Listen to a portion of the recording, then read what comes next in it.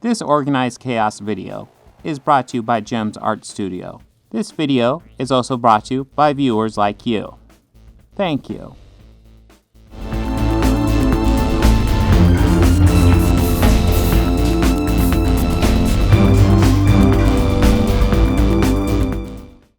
Yeah, we're all good. That was good. Yeah. Felt good. I am interested in her takes on Doctor Strange, too. But I guess, well, since if you want them, they'll probably pop up on our channel. So keep an eye on will. I mean, that they're not saying there's any horror stuff in this, but no. I mean, there's little disclosure. I found this meme that I had sent to Bob after I had watched it, where it shows a picture of like two guys leading a giant Trojan horse into a castle.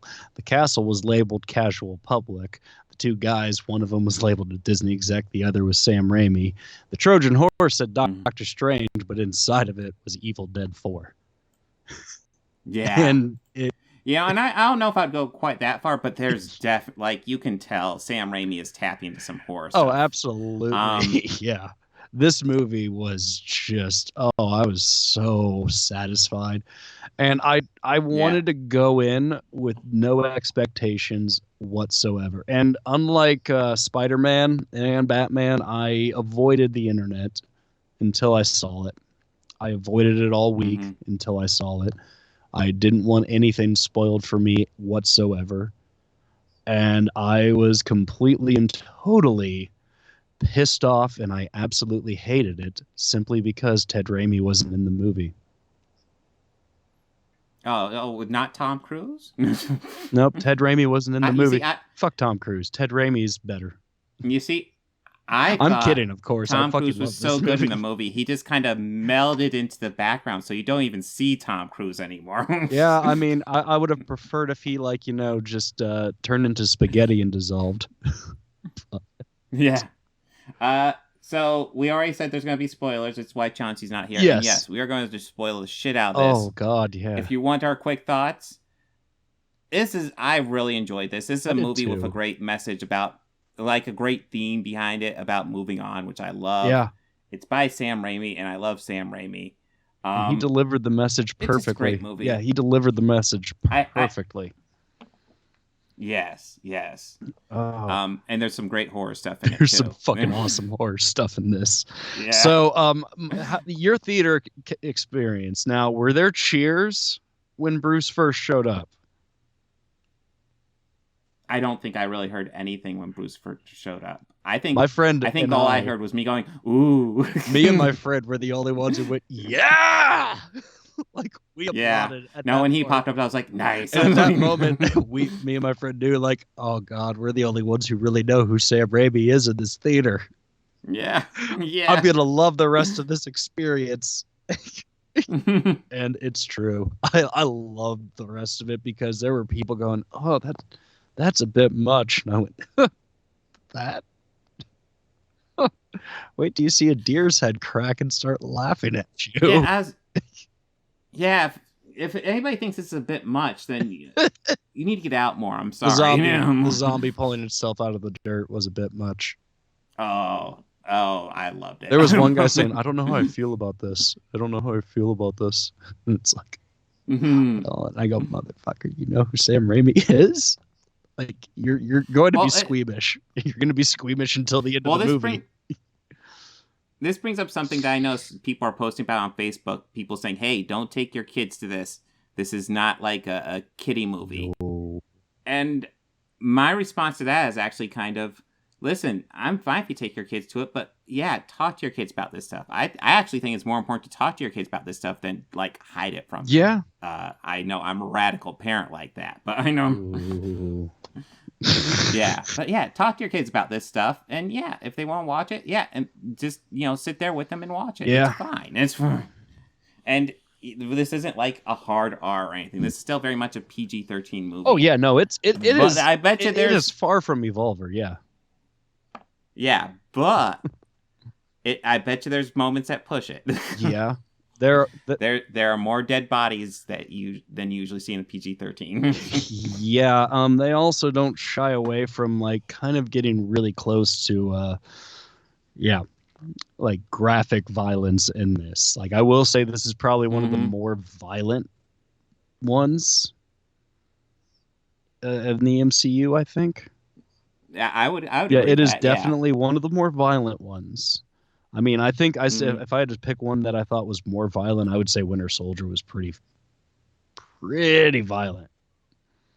Yeah. Not as bad though. Like they, you know. Well, I'm trying to think. It'd be like Winter Soldier or Infinity War. Yeah, probably. Infinity War got pretty graphic because I mean, I'll still say I'm still squeamish with that scene of Thanos ripping the stone out of Vision's head. That one's still not really that easy to watch after all this time. Well, it's still not that easy to watch.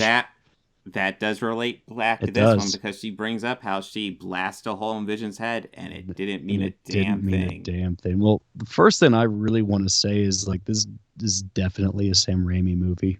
Like it absolutely is. I mean, we get a Bruce Campbell cameo. We get a 1973 Oldsmobile Delta 88 Royal cameo. That damn car is in every single Sam Raimi movie. I missed it here. Where was it? It was when after they jumped America and Strange jump, I think, back to their universe, and there's cars floating all around when everything's starting to disintegrate. There's a shot that follows them from the shadow, and then you see down the street, you see the fucking holes just floating. I was like, dude, I was putting my friend like, there's the fucking car. Yes. Okay, I don't remember it, but I'm sure I'll see it now because I know the scene. You know the scene. You're just gonna be like, oh, yeah, that would be the spot I would put it to. I mean, again, I didn't see Ted. Ted could have been motion capture or a makeup, but I did. Well, it's like I didn't. Ted was in Evil Dead 2. Well, yeah, he was. Ted was. He was also in Evil Dead 1. I believe he played one of the hands, or at least one of the voices. It's been so long since I've seen Evil Dead 1. I know it was Sam who did all of the like following the camera. Of course. Yeah, it was just him running with the Steadicam, which is so cool. I always assumed it was. No, I'm just like, it's just so cool. Yeah. But I guess let's time to really get deep into spoiler territory. Spoiler points. So if you don't want spoilers and you haven't turned off yet, this is your final warning. It's your own fault now. If you walk into this not knowing who Sam Raimi is, you might not like it at all. I'm just gonna just give it a bad review. I mean, on the other hand, if you know who goddamn well Sam motherfucking Raimi is and what to expect, you'll fucking love it. Now, I mean, with this film, yeah, sure, I will admit I did see a few things that could have been problems. You know, with COVID, so many production issues, having to change director and script midway through production. I get it. And yeah, I did see some clunkiness. And when I hear about this before a movie is going to come out, I could at least hope the director ironed out as much of the kinks and tried to make a full conclusive, like a full story that just perfectly makes sense. And I feel that he did a damn good job of this. Now, there's two questions I have, and maybe they're answered in the movie because I only saw it once, so maybe I missed it. But like, to my understanding, they had to cut a lot out of this. So if I only have those two questions and they're minor questions, that's pretty fucking good. In my opinion. I mean, I do have. I think the only thing that I have is just that now Wanda's the bad villain in this one. Spoiler. Yeah, I would actually say that is the biggest spoiler. That is the biggest, because if you ask me, all the advertising made it seem that her and Strange were teaming up. Yes, and all that advertising is focused on like their first 2 minutes together. Yeah. And then it goes south so quickly. Because that conversation was probably like, hey, one of my favorite parts of the movie.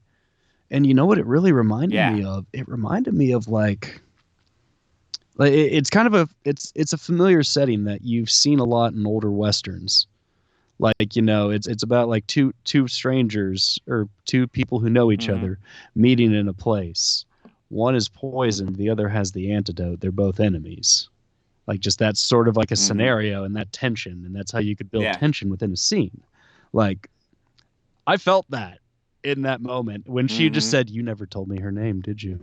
And after she said America, and it was just like, oh, fuck. Oh, yeah, like me and my friend who I went with, we both just were like, oh, fuck. And it was not so more like just like, holy crap, Wanda's the villain in this. It's more of, oh, fuck, it's Strange versus Wanda. This is, oh, Steven, you're gonna need some help, man. Yeah. Because if you have not watched WandaVision, none of this will make sense to you as to why she is as angry as she is. And as vengeful and vindictive. And that end credit scene at the end of WandaVision makes so much more sense now. We see her dealing with the Dark Matter book, which, I mean, nudge and a wink, Evil Dead. Totally. Like, yes, as they called it, a Book of the Dead, I just, in the theater, ha! Just couldn't help it. I couldn't help it. Well, what I love is how they set up Wanda. They do a lot of work.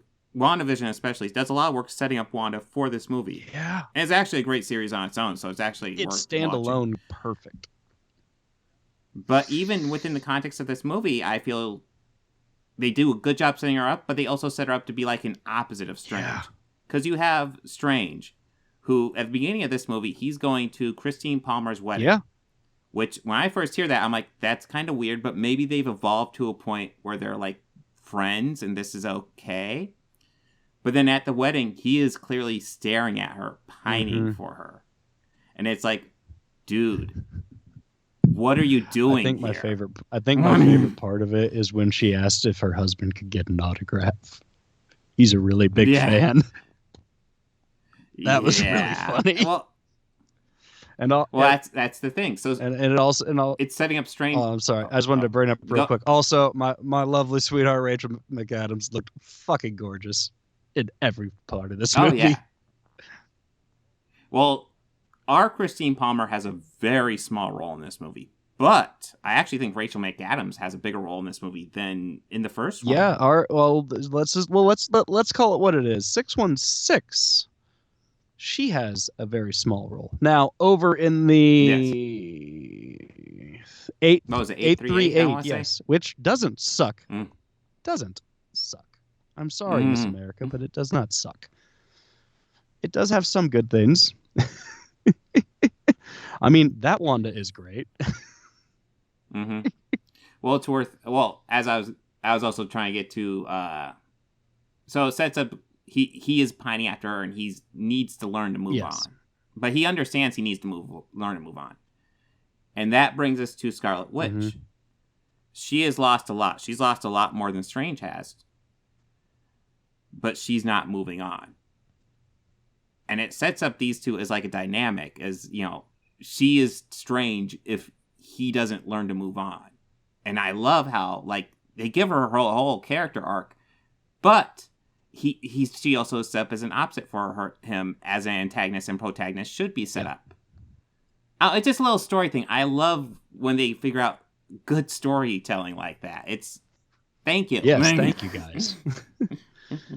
It's a great villain. Good job. Yeah, no, like great kudos all around. But we later in the beginning of the film were introduced to America Chavez. This is a new character. Now she has a mutant ability. Well, they didn't say mutant really, just I don't think she's a mutant. A superpower. Yeah, just a superpower. Yeah. That she can seamlessly jump from multiverse to multiverse to multiverse, just at will. And you know, she's been doing that her entire life. So she's just trying, and she's been free. And after a while, she started getting followed by some dark entity, like a dark spirit, that we see disrupt Christine's wedding. Now, at first, it just looks like a bunch of random crap happening, and then Strange pulls the perception, and then sees, oh, it's this giant, like, ugly tentacle, like monster, horrific thing. And it does kind of bring me to one of my complaints about this movie, because it's a minor complaint, but the beginning is so filled with CGI that felt a little fake at times, and it wasn't quite drawing me in as much as I'm sure they wanted to. There's so many CGI monsters at the beginning of this. This quickly changes when he goes to meet with Wanda, though. Yeah. This is like the huge turning point for the movie, where it's like, holy shit. I feel like when Wanda is introduced, that's when we get like a concrete villain, like a. It's good. Yeah, it is.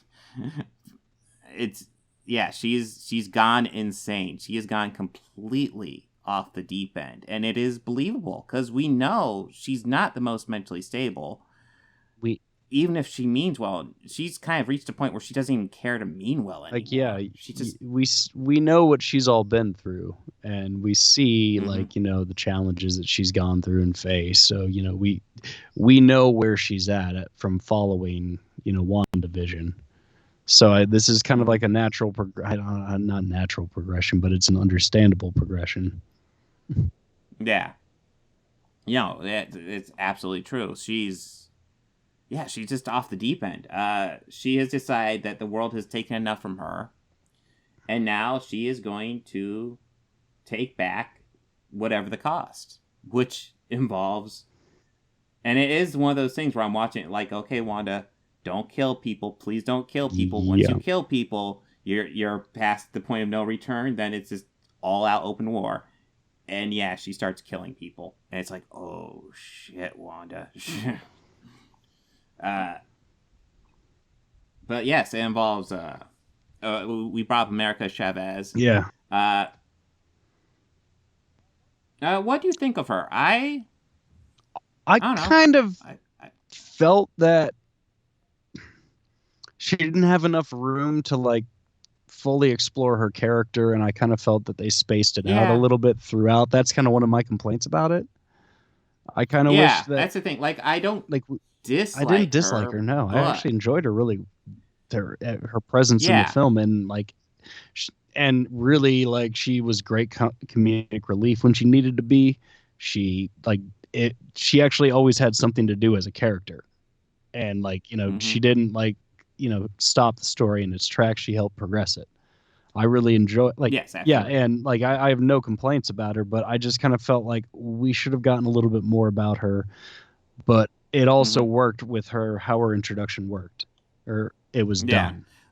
Well, it's one of those things where it's like, I'm not as attached to her as I think maybe they want me to be, but I don't know how much I would want to change it, because I do really like the dynamic between Strange and Wanda, and I think that works extremely well. Yeah.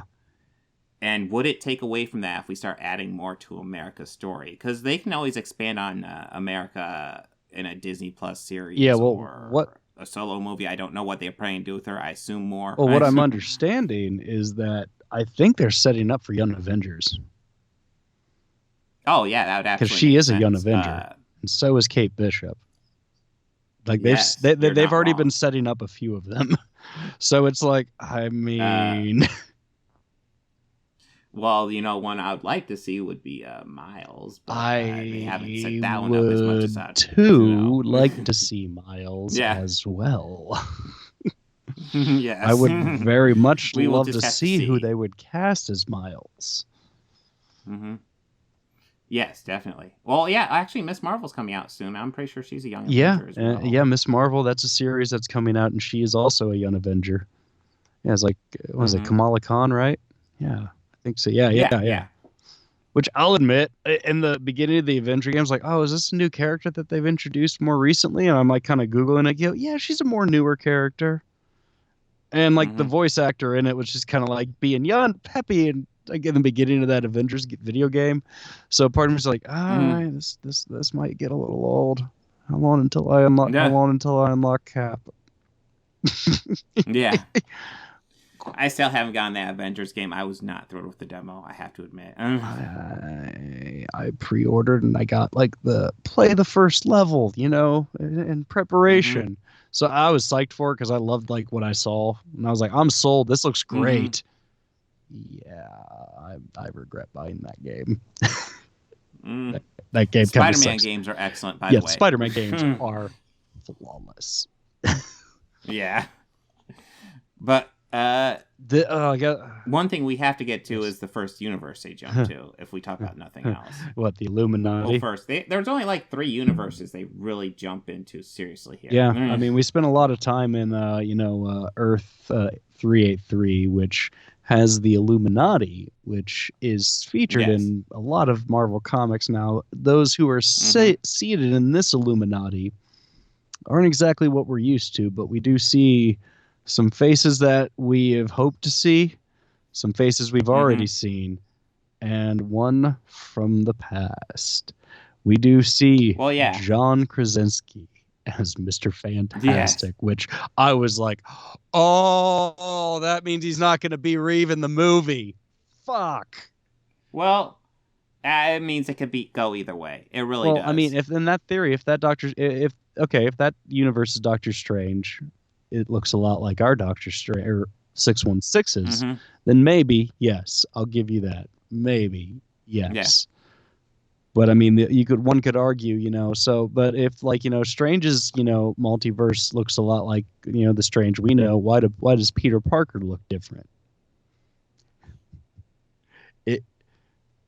In the sense of the MCU, it is a solid theory because they've both established, Garfield and Maguire. So, well, I think it's safe to say in the multiverse they can kind of do it. Well, yeah, but also I guess you could also save it with a quick line of dialogue like known and unknown universes. Wong to the rescue. With Krasinski there, I think it's obviously fan service. But, definitely. If they don't cast him as Mr. Fantastic, at least they're saying, here you guys go. No, that wasn't fan service. Oh, no, that wasn't fan service. I mean, I know the fan theory totally was fan service. I'm not going to lie. Yeah. I mean, I was going to say Professor X was fan service.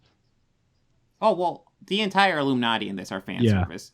That being said, they're mostly fairly classic characters from the Illuminati, if I remember correctly, with the exception of Captain Carter.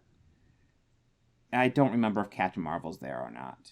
If it was probably Marvel. Yeah. But I don't remember if they were a part. But yeah, Black Bolt, Reed Richards, and Professor X, absolutely members of the Illuminati in the comic book. And Professor X is played by Patrick Stewart, and he comes wheeling in that giant yellow wheelchair. And did you notice the subtle animated X-Men theme play as he wheeled in? Oh, yes. I loved it. Yeah, that was so cool. Yeah. Yeah, no, it did kind of. At first, I was like, "Wait, is this universe? Is 838 the animated universe?" But then I'm like, "Wait, this world does look kind of funky. I don't think it is." And then you just hear, and just, oh my god. Yeah, I kind of love you have Patrick Stewart as Professor X, but they're really calling back to the animated series with Professor X here. Fucking great. That was great. But I think we also need to talk about Black Bolt, because did you recognize the actor who played Black Bolt? I did not. Anson Mount. Not a world famous actor. He does do a great job on Star Trek Discovery, and he's now in Strange New Worlds. But he also played Black Bolt in that terrible Inhumans TV series that was on ABC for a year. They brought him back to play the role. Except this time they have a fully realized version of the suit. In the other version, he just had he wore a regular suit, but he didn't have a mask or anything. Here they went full comic book accurate with the suit. That's cool. Fully committing to it. It's kind of awesome. That's cool. I didn't know that. That's pretty awesome. But yeah, when I was looking, I was like, Jesus Christ, is that the guy from the terrible series? I haven't even watched the series. I've just seen clips of it. But yeah, so after we meet the Illuminati and everything, they revealed to Strange that, we had a Strange here in our world. But after we defeated Thanos, good guys won in that one the first round. They won. Yeah. It was a Strange who had to death walk, which is something that he had to get through the power of the Dark Book, or the Book of the Dead, that he's been after this whole time. And Wanda's been after it, so they're both chasing it. Oh, while we meet all this, we find out that Wanda has been jumping from different Wandas all throughout the multiverse trying to find her kids. Yes. And she's found out that every single multiverse, she has kids except the world she's living in. Yeah. Yeah. Which also, a lot of it, I'm sure, is the book doing that to her. Yeah, I'm sure. Well, they talk about how the book corrupts, which is part of why 838 Strange got killed. Which is actually one of my questions. And yeah, you just answered. I was like, yeah, that's right. That was it. I did not remember why they killed him. Because the Illuminati kills this 838 Strange. At first, it's implied he dies, giving his life to Thanos, which... Well, yeah, we... Kind of, but when not they get to that world, kind of. he goes, Strange and America go to Beaker Street. But they later find out it's the Baxter Building. Right then I knew. Baxter Building. Yeah. We're going to get a Fantastic Four cameo of some sort. Yeah. It's like, wait, it's the Baxter Building. Like, looking at my friend, like about to argue with him. Leader, dude, the Baxter Building. That's the Fantastic Four building. No, as soon as they said Baxter, I was like, oh, cool. Hey, I was like, wait a minute. Yeah, Baxter. That's clearly a reference to Baxter Stockman. Yep, and his Mousers. Yes, but oh yeah. We also find out in the Illuminati Strange, when they get there, they see a giant statue, and that is how it's implied, as if like he has some sort of statue like Iron Man does in 616. Yeah. Oh, yeah, that's right. He does have a statue. I totally forgot about that. But yeah. Whoever defeats Thanos gets a statue, apparently. I guess you have to die defeating him, too. Yeah. I mean, I'm sure Thor, if he would have taken the head at first, that would have been like the perfect trophy. Yeah. Now you got me thinking talk about Thor when that comes out, man. That's not too far. No, that out. one isn't. And we got a trailer for that in my theater. Yeah, I missed most of the trailers. But, it was that one. Something else that kind of looked a little dumb. I forget. But we walked in during Avatar 2. Yeah, that was the one. And I remember thinking, oh my god, are they actually making this? I was thinking this thing is just like perpetually going to be in production until James Cameron dies, honestly. It's Jesus. No, apparently he's finally done. He's going to try and he's going to try and knock the superheroes off. I think he finally, I think what motivated him is Endgame. Maybe. We'll have to see. I'm not super excited for it, but you know what? It's James Cameron. I'm going to give it a shot. You should just go. It's James Cameron. You should go back to Terminator. I don't know about Terminator, but I would like it if he, I don't know. Like, part of me says I want him to do his own thing, but apparently this is what he wants to do now. Because he could do anything he wants. I don't want to hear, he has to do Avatar 2. He could do anything No, he absolutely could. He clearly wants to do Avatar 2. And that's unfortunate.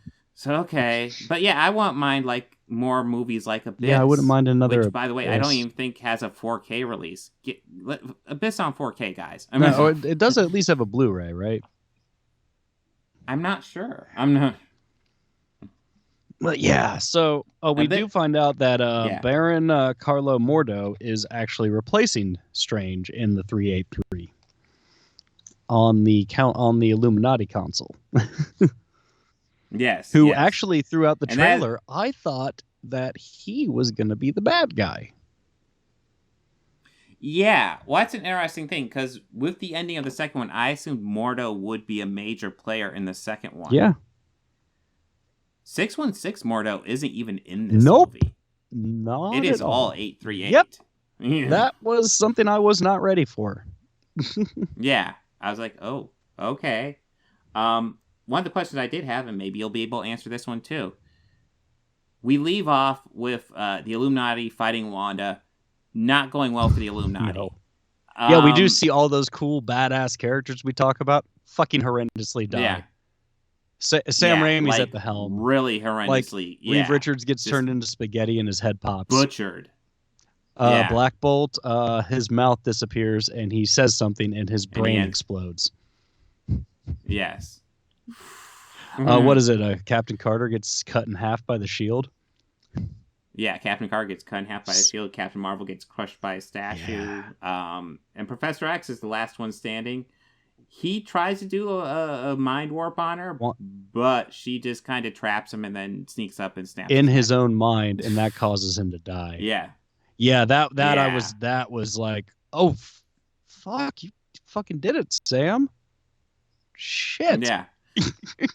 Well, when we're talking about power levels, usually in the MCU, we're talking about characters of reduced power. And here's the crazy thing. When we're talking about Wanda in this movie, I would actually say that's probably about par for the course. She is a little bit less powerful here than she gets in the comic book. Yeah. Now, which tells you how insane it gets in the comic book. Well, you think about it, I here. think that they could be doing one of two things, the MCU currently.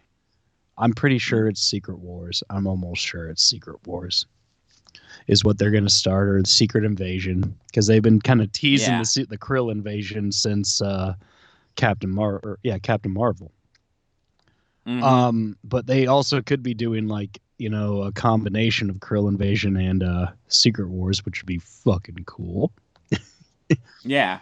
But we gotta see or maybe House of M, where Wanda decides there's no more mutants. Well, we have to have mutants before we have more mutants. How many mutants do we have in canon right now? And that's assuming that Quicksilver and Scarlet Witch are mutants, which I don't even know if that's firmly established in the MCU yet. No, it's not. I would say, since I think the only mutant we've seen may be Professor X. Deadpool is not technically MCU yet. But so would you? I will happily add yet. Huh. Yeah, I'm not sure. I don't think there are any mutants that we have seen. Mm-hmm. Strange called. Strange after this movie, I think there will be a delay. Strange said spider-related superheroes. That line cracked me. Yes. Or insect-related superheroes. That's a slight dig at Ant-Man, Wasp, Spider-Man. Yeah. Yeah, absolutely. That was funny. But now I don't even know where my brain was going to. But, the question I had. So, Strange ends up in a fist fight with 838 Mordo. Yeah. And then I swear we cut away, and the next scene we see Strange running up to 838 Rachel McAdams. Do we see the end of that fight? And I just don't remember. I don't remember. I think you're right. Away. Yeah, I think it cuts away. Okay. Hi, doggy. Yeah, I think that's a deleted scene. Hi, doggy. I will say it kind of works because when he's running up, like, we don't know who it is, so there's a little bit of mystery without seeing the end of the fight. But that being said, that fight kind of should have a conclusion. It's just Mordo's gone all of a sudden, and honestly, they're fighting, and then I believe that's the last we even see of that universe. Yeah, I don't think we see him again. Oh, so. No. I think we see him. No, we don't. We don't see him in the final conflict, like where they're chasing through the hallways and the basements. There was one part during that final chase where Wanda's after him, and you see her come in. She's just covered in blood. That was so cool. Well, that's the thing. They kind of skirt around that because it's not clear if it's blood or like motor oil because she was fighting a whole bunch of Ultron bots. Yeah, that was a nice touch. And it's obvious what it's supposed to look like. Yeah. But is it? We don't know. No, like at first, like Thomas and I were like, or my friend who I went with, we were both like, what? What? He's like, what are those? Is that the Iron Army? No, it's not. The head's not right. It could be aim bots, dude. No, and then like we heard one saying like, it's like, and the one referred to as Ultron. We were like, oh, it's Ultron. Okay. Yeah. No, those are Ultron bots. When I first saw those pop up, I was like, oh shit. I thought they were AIM bots at first. Yeah. I literally thought they were AIM bots, and like Baxter owned AIM in this universe. Totally plausible in my opinion. Because it's like, are we going to bring in AIM and just really have AIM not be Hydra in this universe? Because that would be cool. But yeah, I would say there's not a whole lot of universe hopping here, and lots of the the reason why the cameos I won't consider that big a spoiler is because these are one-shot characters. These are not like versions of characters we've seen before. Like, there's no way this is the same Captain Carter from What If. We did see Captain Carter, and it was voiced by the same actress. Though, if it's the same Captain Carter, I don't know. Yeah, well then I guess she's super dead, but I don't think it's the same Captain Carter. I do not. It. Yeah, I don't think it's the same version of these characters at all.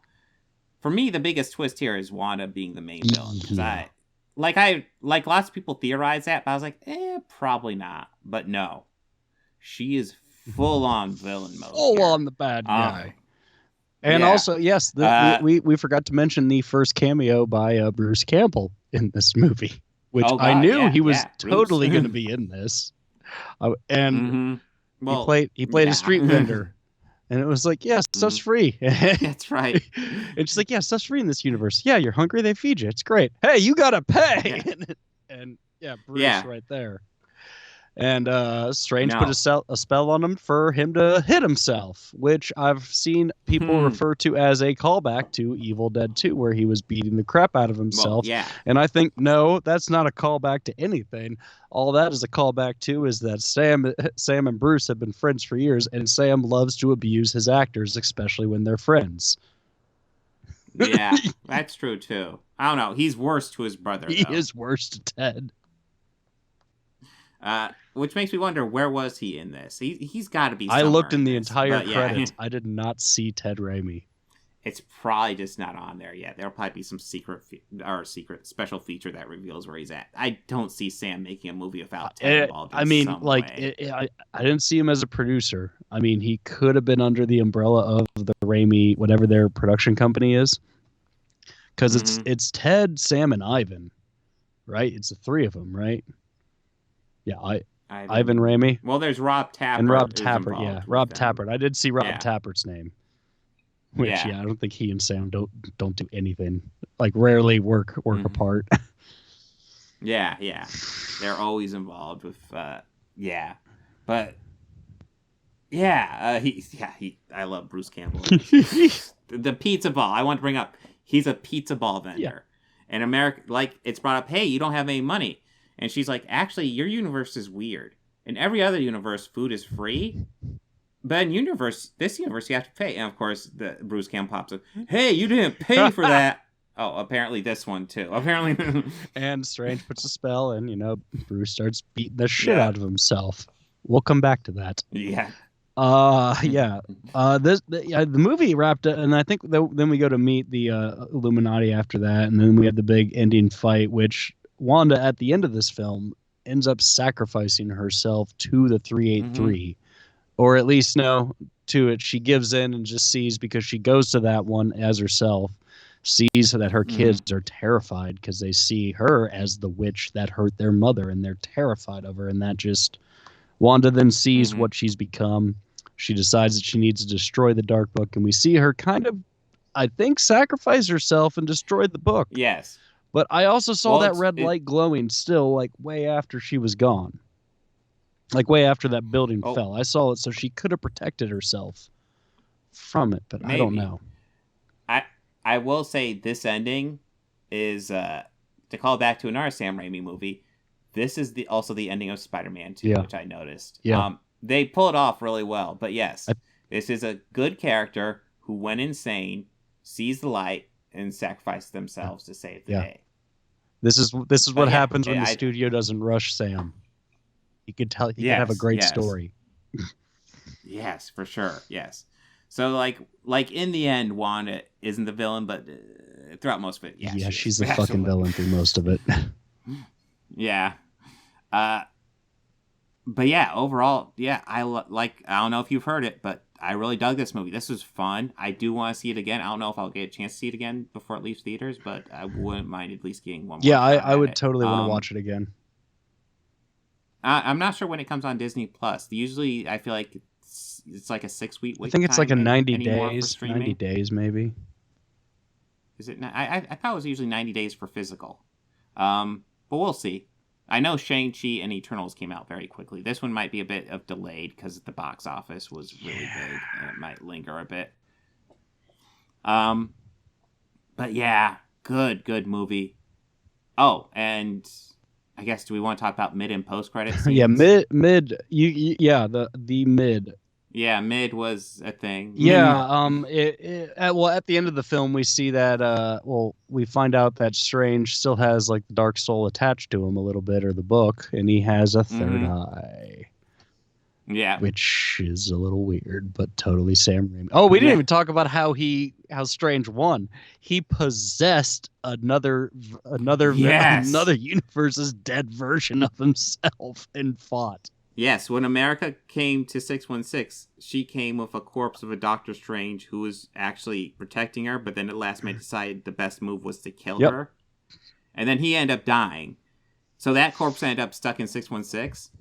And he had to read the Darkhold, figure out how to inhabit, because the Darkhold will tell you how to inhabit the soul, the bodies of yourself in other universes. Yep.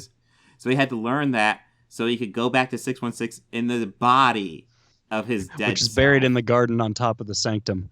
Which partially rotted.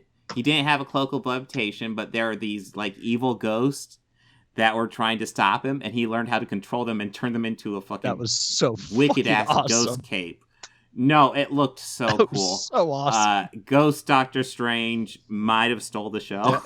You know what? I don't care. Dead-Eye Doctor Strange was the best. Yeah. Yeah. No, that pretty awesome. Yeah, I was thoroughly satisfied with this movie. So the final credits scene of this movie. Yeah. After 20 minutes, I timed it. 20 minutes. Mm-hmm. We go back and see Bruce still beating the shit out of himself. Then he stops. Yes. Mm-hmm. It's over. Ha ha! It's finally over. And then boom, gone. Mm-hmm. People were so pissed in my theater. Yeah. Just we got fucking trolled. No, I think that's weird because post-credit scenes are frequently kind of a joke. They don't always have to be, but sometimes they are. The first time I think Marvel ever trolled him was at the beginning of Homecoming, where it was Cap. Patience is a good thing. Yeah. That's just fuck you, Cap. Yeah. That was absolutely Marvel trolling with the Homecoming post-credit. That was them oh my god, trolling so hard. Yes. But this one. So you've waited till the end of the credits for a scene that's most likely disappointing. For something, it's okay. That happens. Life can be disappointing sometimes. And instead, we get a life lesson from Captain America. It's like, nice. And Chris Evans did it so well. But Bruce if you have Bruce Campbell at your disposal, why not use him? And I feel like we're about ready to move off. But I do want to mention the score by Danny Elfman because I saw lots of people were bashing it. I will say I want mine a bit more callbacks to the original Doctor Strange score. That being said, I thought he did a great job. I have nothing really stood out score-wise to me. I noticed he added lots of more of a guitar edge to his score than you know. I did notice, I noticed that, and I felt that it mostly did it like, when they were, interdimensional multiverse hopping, which it totally fit. And I really enjoyed, I thought it fit perfectly. I have nothing bad to say about any of it. Like Danny Elfman seldom turns in shit. Yeah. He is a talented and also, the man wrote Dead Man's Party. I can't say a bad thing about him. Yeah. I honestly can't. The man wrote Dead Man's Party. I am a fan. I can't say anything bad about him. But are we ready to go on to Moon Knight? Oh, God, now? Yeah. Let's go to more clusterfucks. More.